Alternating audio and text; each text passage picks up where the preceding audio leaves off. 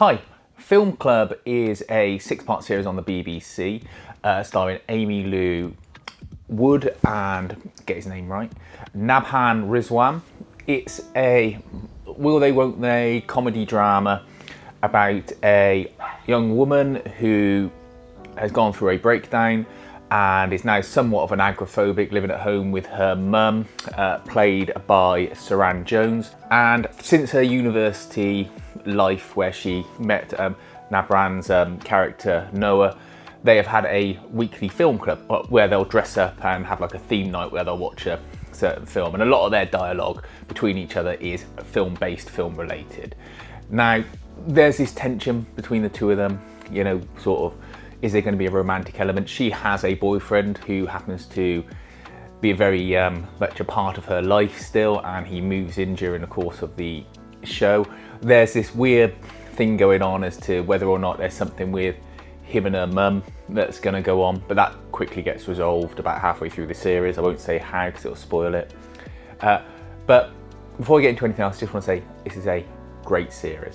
It's really nice feeling, really warm feeling, and it covers like serious topics, sort of like mental health, things like that, but it doesn't feel preachy about any of it. It gets the point across, but it doesn't feel like it's sort of ramming it down your throat and going, you've got to do this, you have to understand this. It just shows someone who's had problems, they're trying to get over it, they're trying to deal with it, they've got friends and family that are realistic in their responses to this, and there's just some very good actors and acting in it. Come episode 3, there's a scene where there is just really good chemistry between the two leads, and there's a will they won't they moment that had me on the edge of my seats. And again, I'm trying not to spoil any of it because it is only 6 episodes long, and there are some like twists and turns that the series takes that I wasn't expecting it to take, and that took me by surprise and massively increased my enjoyment of it. And I don't want to be somebody who goes, oh, this is what happens, and it spoils it for you. They're all available on the Iplayer, they're all half an hour long, and it's something that benefits from a binge watch. If you're a fan of films, you'll pick up a lot of the lines they spout to each other and a lot of the references throughout the series, but you don't have to be a film fan to enjoy it. You can just take it that that's the premise of their relationship and that's how they communicate with each other, and you can know that there's something sort of more meta-textual going on behind the scenes, but it won't ruin how you enjoy it, because then you've got the viewpoint of the friends and family who are like sort of an uninformed viewer, someone who isn't a fan of films, and you can view it from their side of things as well. It's got a good ending. The ending plays with you a little bit, but it doesn't sort of leave you wanting more resolution to the story. You know exactly what's happened and where the characters are.